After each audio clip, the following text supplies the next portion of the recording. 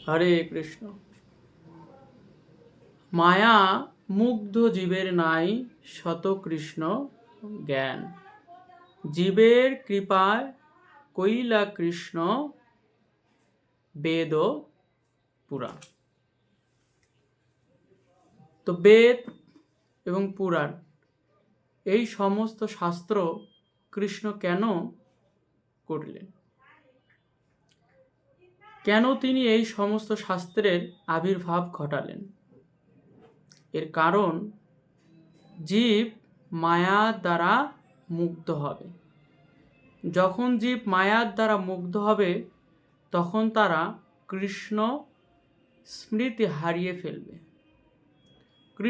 কৃষ্ণ স্মৃতি হারিয়ে ফেলা মানে কৃষ্ণকে ভুলে যাওয়া। তো কৃষ্ণকে যাতে আমরা ভুলে গেলেও তাকে মনে রাখতে পারি বা আবার নতুন করে মনে করতে পারি, হৃদয়ঙ্গম করতে পারি যে আমরা কৃষ্ণের নিকটে ছিলাম, আবার আমাদের কৃষ্ণের কাছে ফিরে যেতে হবে। তাই কৃষ্ণ এই জীবকে কৃপা করার জন্য, বিশেষ করে জীবকে কৃপা করার জন্য আমরা প্রণাম মন্ত্রে বলে থাকি, হে কৃষ্ণ করুণা সিন্ধু দীনবন্ধু জগৎপতি গোপেশ গোপিকা কান্ত রাধাকান্ত নমস্তুতে। তো আমরা কৃষ্ণের কৃপা চাই। তো জড়জগতের মানুষ কৃষ্ণের কৃপাটা চায় এরকম, কৃষ্ণ তাকে ধনী করে দিক, বিশাল বড় বড়লোক গৃহে তাকে জন্ম দিক, একটা বাইক কিনে দিক, সে যেন সবসময় বিমানে যাতায়াত করতে পারে। তো আমরা কৃষ্ণের কাছে এরকম কৃপা চাই, কিন্তু কৃষ্ণ কখনো এরকম কৃপা করেন না। কেননা আমরা যেহেতু কৃষ্ণকে ভুলে যাচ্ছি। কেন ভুলে যাচ্ছি? যত দিন যাচ্ছে তত আমরা মায়ার দ্বারা এই জড় জগতের জিনিস দিয়ে তাদের প্রতি আকৃষ্ট হয়ে আমরা ভগবানকে ভুলে যাচ্ছি। সব কিছুর প্রতি আমরা মুগ্ধ হয়ে যাচ্ছি। যেখানে সুখ নেই সেখানেও সুখের অনুসন্ধান করছি। তো কৃষ্ণ এমন কিছু দেন না যাতে করে জীব কৃষ্ণকে ভুলে যেতে পারে। কৃষ্ণ সবসময় চান যেন জীব তার কাছে ফিরে আসে। যেমন পিতামাতা চান না যেন তার সন্তানরা, যেমন একটা শিশু সন্তানের হাতে ব্লেড বা ধারালো অস্ত্র দিয়ে কখনো তাকে খেলা করতে দেন না। কেন দেন না? এর কারণ হলো সেই সন্তান সেই ধারালো অস্ত্র দিয়ে নিজের শরীরটাকে কেটে ছিন্ন বিচ্ছিন্ন করবে এবং তার শরীর থেকে সে রক্ত ঝরাবে। এজন্য পিতামাতারা সবসময় শিশুদের নাগালের বাইরে এই সমস্ত কিছু রাখেন। যেমন বিষ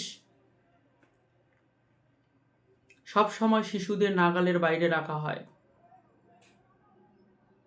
যে কোম্পানি এই বিষ তৈরি করেছে সেই কোম্পানি কিন্তু জানে এই বিষ বড় ছোট যে কেউ পান করলে তারা মারা যাবে। তো ভগবান জানেন এই জড় জগতের যে সমস্ত অস্থায়ী বস্তু আছে এর দ্বারা যে কেউ প্রভাবিত হতে পারে। তো ভগবান চান প্রত্যেকটা জীব যেন ভগবানের কাছে ফিরে যেতে পারে, তারা যেন সুরক্ষিত থাকে। যেমন আমরা চাই আমাদের সন্তানরা যেন সুরক্ষিত থাকে, তারা যেন কখনো বিপদগামী না হয়, তারা যেন সর্ব অবস্থাতেই সুস্থ থাকে এবং দূরে থাকলে তারা যেন সুস্থ সবলভাবে তার কার্যক্রম সমাপ্ত করে গৃহে ফিরে আসতে পারে। ঠিক তেমনই কৃষ্ণ চান প্রত্যেকটা জীব যেন আবার তার ভুল সংশোধন করে গোলক বৃন্দাবনে ফিরে আসতে পারে। তাই কৃষ্ণ কখনো এই জাগতিক মেটেরিয়াল দিয়ে কখনোই তার মন ভোলানোর প্রচেষ্টা করেন না। বিশেষ করে ভক্তদের, যারা ভক্ত, তাদের মন কখনো ভোলানোর চেষ্টা ভগবান করেন না। এই জন্যে আমরা দেখি যে ভক্তদের সর্বদাই পরীক্ষা দিতে হয়, ভক্তরা অনেক সময় দারিদ্রতা প্রাপ্ত হয়, কারণ ভগবান চান সে যেন এই সমস্ত বস্তুর প্রতি আকৃষ্ট হয়ে না পড়েন। যখনই আমরা ছোট বাচ্চার হাতে একটি ধারালো অস্ত্র বা ব্লেড দিই বা তার হাতে দেখতে পাই সে ভালোভাবে প্রয়োগ করতে জানে না, তখন কিন্তু তৎক্ষণাৎ তার হাত থেকে আমরা সেই অস্ত্রটাকে কেড়ে নিই। সাময়িকভাবে সেই বাচ্চা কষ্ট পায়, বলে মা দাও দাও দাও দাও, আমি খেলবো, আমি কাটবো, ওটা কাটবো, ওটা কাটবো, এটা কাটবো। কিন্তু পিতা মাতা জানে এটা ওটা কাটতে কাটতে সে তার নিজের হাত কেটে ফেলবে। পরম পুরুষোত্তম ভগবান শ্রীকৃষ্ণ তিনি সমস্ত ভক্তের অন্তর জানেন, সমস্ত ভক্তের হৃদয় জানেন, সমস্ত ভক্তের এবং সমস্ত ব্যক্তিদের ইন্দ্রিয়ের প্রভাব সম্বন্ধে তিনি জানেন, তিনি সমস্ত কিছু জানেন। তিনি বুঝতে পারেন যদি আমি আমার এই সমস্ত ভক্তদের এই জাগতিক বিষয়বস্তু প্রদান করি, তাহলে তারা আর আমার কাছে ফিরে আসবে না, তারা আমাকে ভুলে যাবে, ভুলে গিয়ে তারা আবার নতুন করে এই জড় জগতের 84 লক্ষ জনি ভ্রমণ করবে, নানা দুঃখ কষ্টের দ্বারা তারা জর্জরিত হবে, রোগ শোক জরা ব্যাধি জন্ম মৃত্যু বারবার তার মধ্যে আসবে। তাই ভগবান যেহেতু প্রত্যেক জীবের হৃদয় সম্বন্ধে জানেন, প্রত্যেক জীবের কার্য সম্বন্ধে জানেন, ভগবান যেহেতু সবার হৃদয়ে অবস্থান করেন, তাই তিনি সবার মনের কথাই জানেন, তিনি সবার মনের কথা জানেন। এমন নয় যে তিনি শুধু আমার মনের কথা জানেন, ওনার মনের কথা জানেন, ওনার মনের কথা জানেন না, পশু পাখির মনের কথা জানেন না। ভগবান সমস্ত জীবের মনের কথা জানেন। তিনি এমন কোনো জীব নেই যে যার মনের কথা তিনি জানেন না। সেই সমস্ত চিন্তা করে ভগবান শ্রীকৃষ্ণ কি করলেন? এই সমস্ত বেদ এবং পুরাণের আবির্ভাব ঘটালেন, যাতে করে জীব এই সমস্ত গ্রন্থ অধ্যয়ন করে জানতে পারে আমি কে, আমি কোথা থেকে এসেছি, আমি কোথায় ছিলাম, মৃত্যুর পর আমি কোথায় যাব এবং আমার কেমন কর্ম করা উচিত।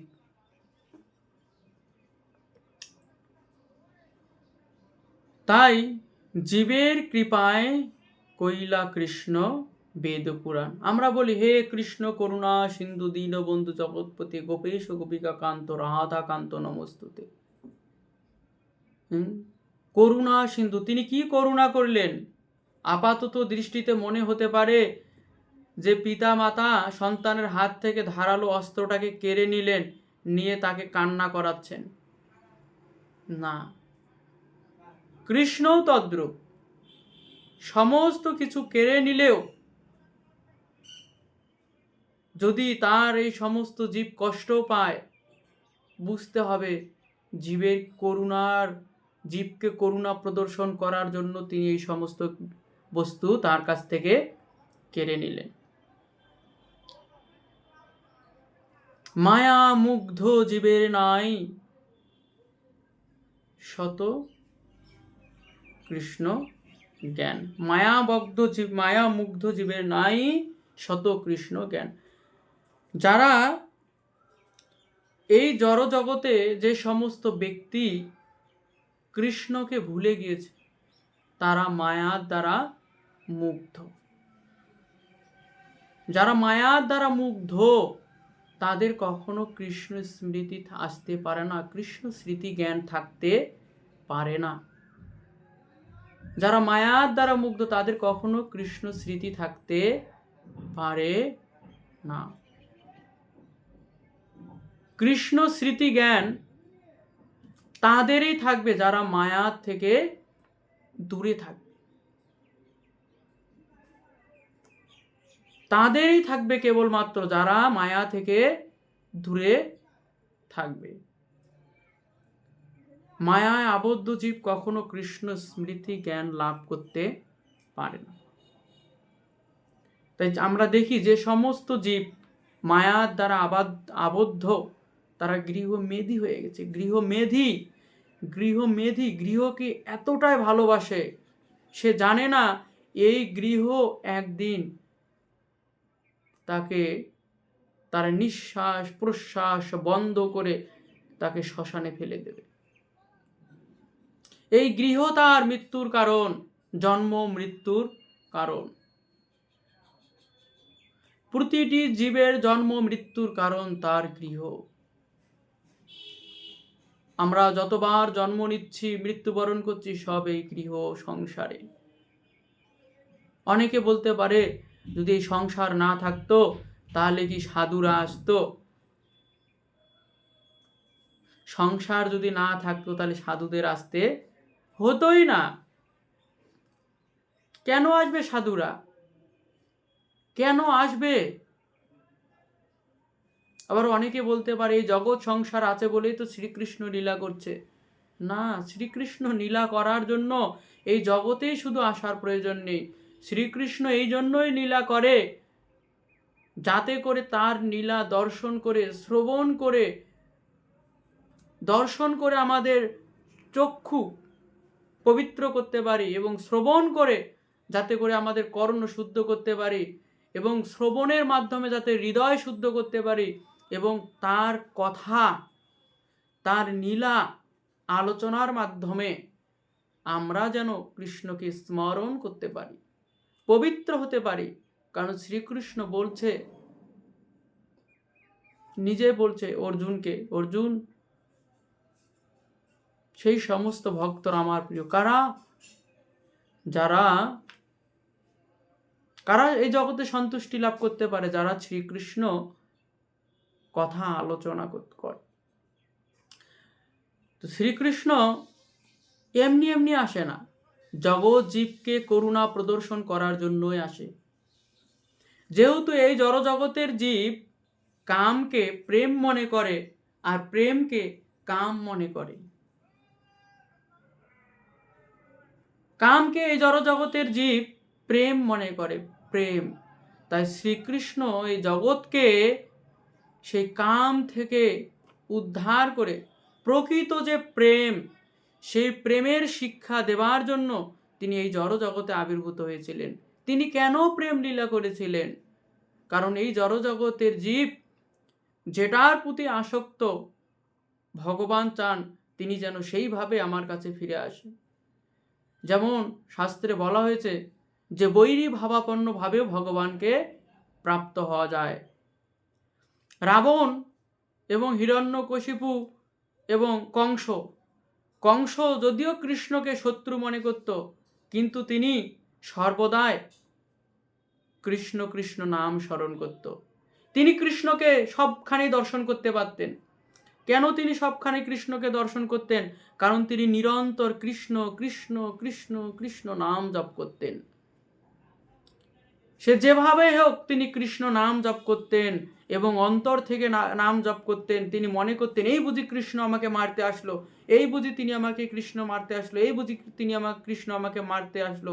হ্যাঁ, ভগবান যেহেতু বলছে হে অর্জুন তুমি যে কোনো অবস্থায় আমাকে স্মরণ করো, হে অর্জুন তুমি যে কোনো অবস্থায় আমাকে স্মরণ করো, হে অর্জুন তুমি যুদ্ধ করবে তবু আমাকে স্মরণ করো, মা মনুস্মরণ যুদ্ধস্য অর্জুন, তুমি যদি যুদ্ধ করতে করতে আমাকে স্মরণ করো তাহলে অন্তকালে চ মামেব মুক্ত কলে বরম, তুমি অন্তিম সময়ে আমাকে প্রাপ্ত হবে।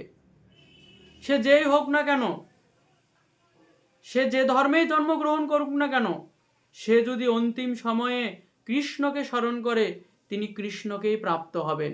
সে যত বড় পাপী হোক না কেন, যেহেতু ভগবান এটা কন্ডিশন দিয়েছে। তাই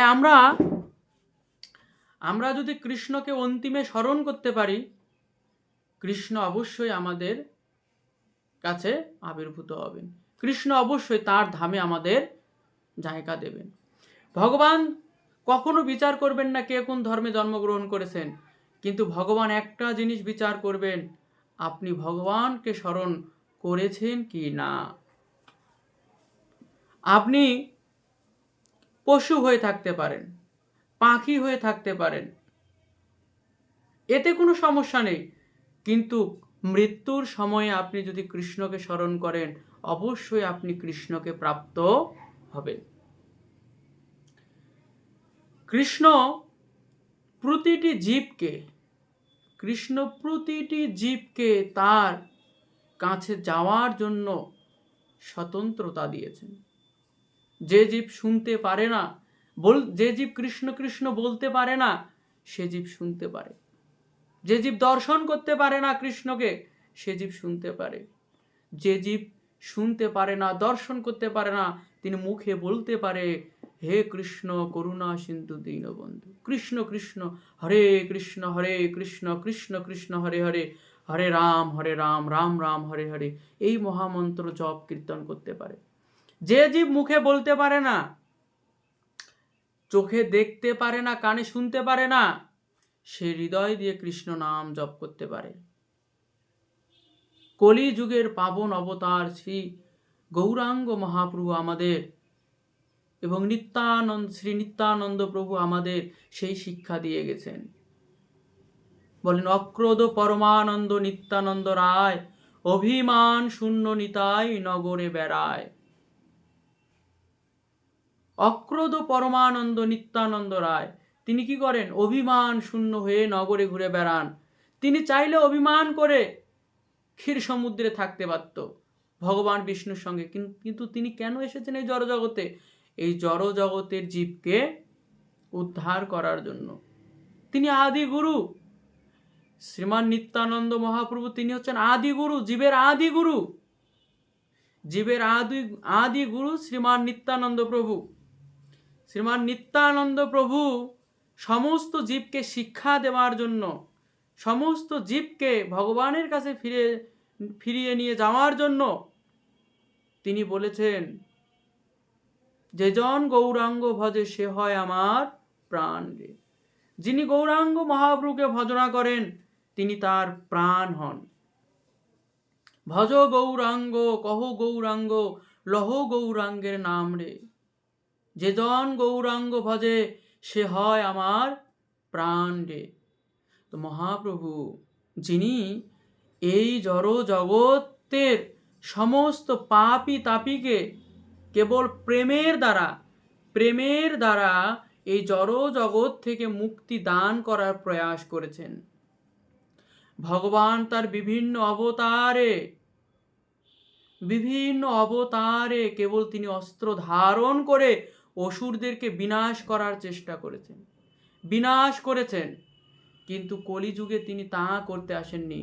কলিযুগে কেবল প্রেমের মাধ্যমে প্রতিটি আসুরিক ব্যক্তির হৃদয়কে পরিষ্কার করে পবিত্র করে সেই হৃদয়ে কৃষ্ণ প্রেমের বীজ রোপণ করতে এসেছেন।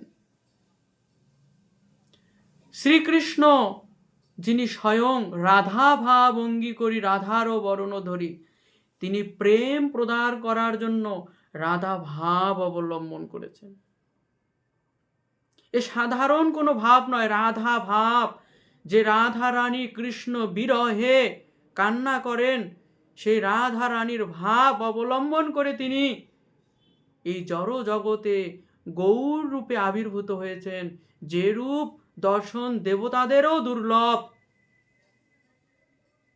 সেই রূপে তিনি আবির্ভূত হয়েছেন কেবল কলিযুগের মানুষদের, জীবেদের কৃপা করার জন্য, করুণা করার জন্য, কৃষ্ণ প্রেম প্রদান করার জন্য, গোলক বৃন্দাবনে নিয়ে যাওয়ার জন্য।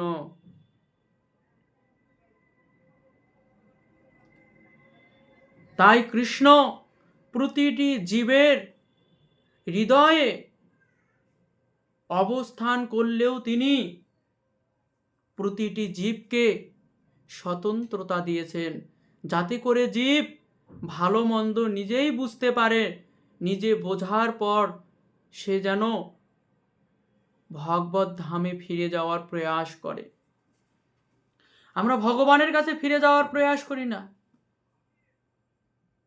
ভগবানের কাছে ফিরে যাওয়ার প্রয়াস করি না। আমরা প্রতিনিয়ত প্রয়াস করি কি করে আমরা উচ্চ শিক্ষিত হব, কি করে আমরা বড়লোক হব, কি করে আমরা কোটিপতি হব, কি করে আমরা বাড়ি করব, গাড়ি করব, টাকা করব, পয়সা করব, ধন করব, দৌলত করব। কিন্তু আসলাম খালি হাতে, যাব খালি হাতে।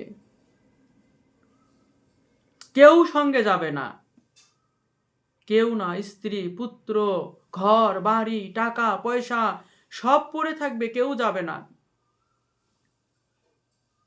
বর্তমান সময়ে তো পিতামাতার শ্রাদ্ধটুকুও ভালোভাবে হয় না। বর্তমান সময়ে পিতামাতার যে শ্রাদ্ধ, সবাইকে একটু প্রসাদ খাওয়াবে, নিরামিষ খাওয়াবে, সেটাও খাওয়ায় না। মনে করে যে কয়েকটা দিন আমি এরকম এক সিদ্ধ ভাত খাচ্ছি, বিতৃষ্ণা হয়ে যায়, বিতৃষ্ণা তাদের প্রতি, মানে খাবারের প্রতি বিতৃষ্ণা হয়ে যায়।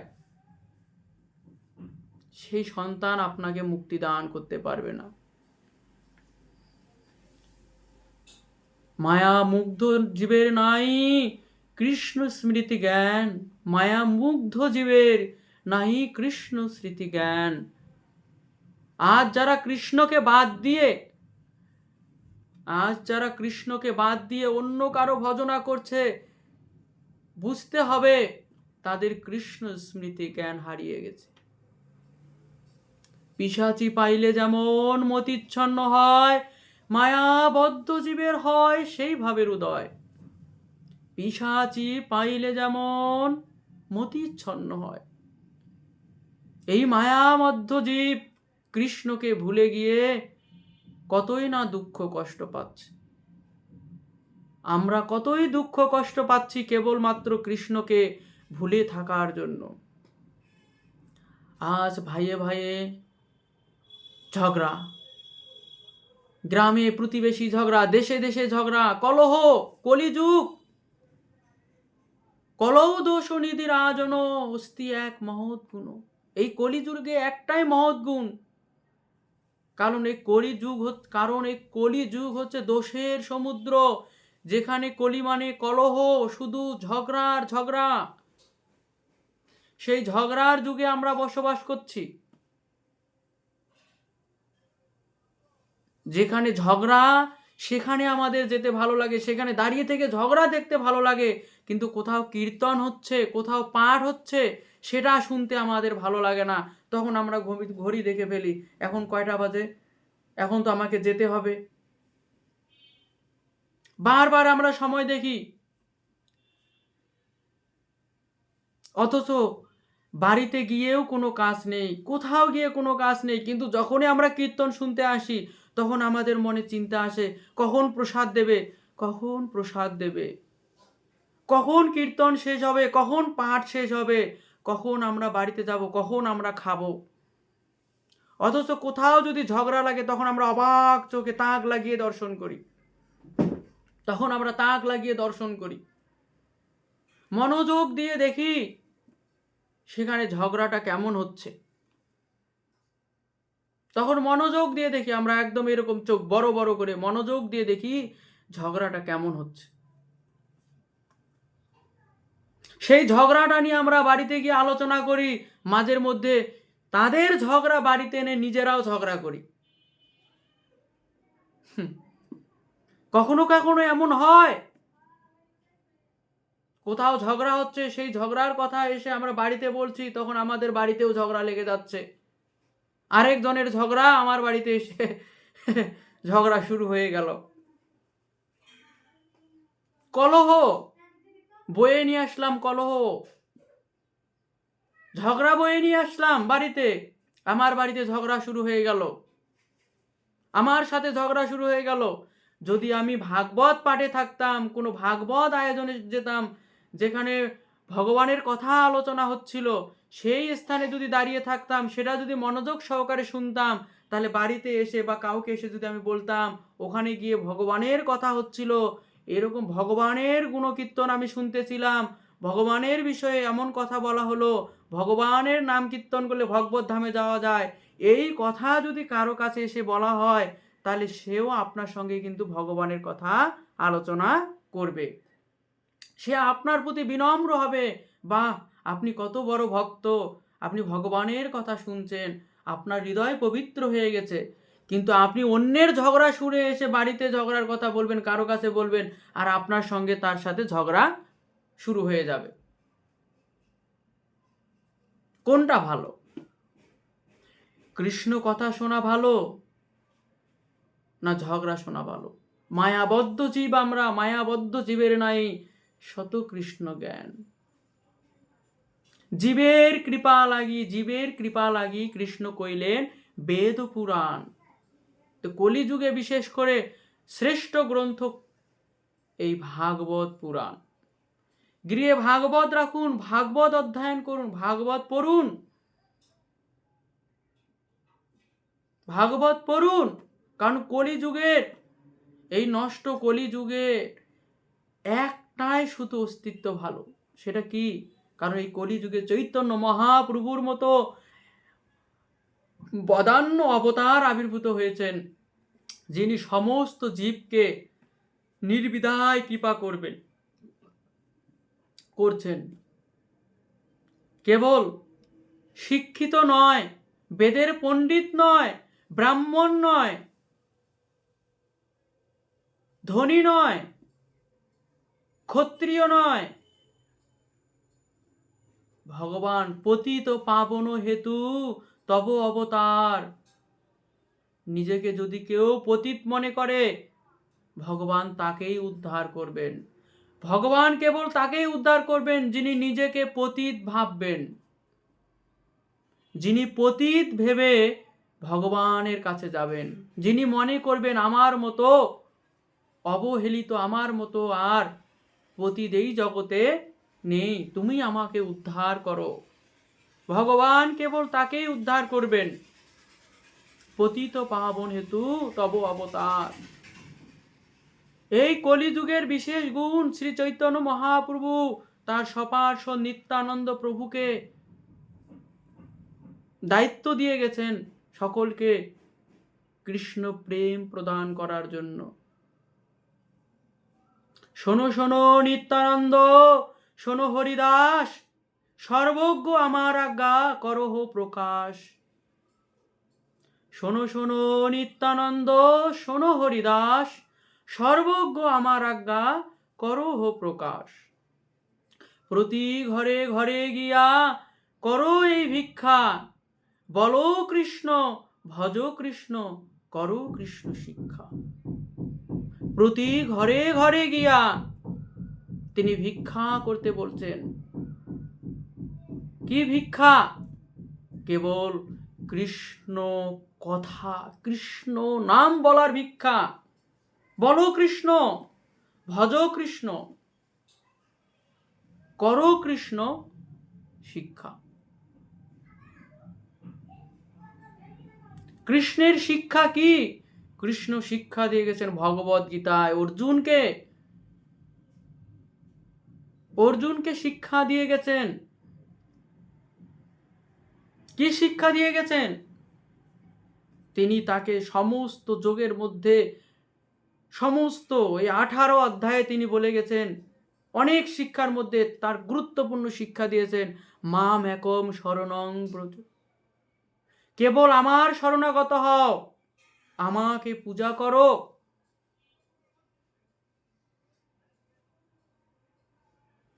আমি তোমাকে সমস্ত পাপ থেকে মুক্ত করব।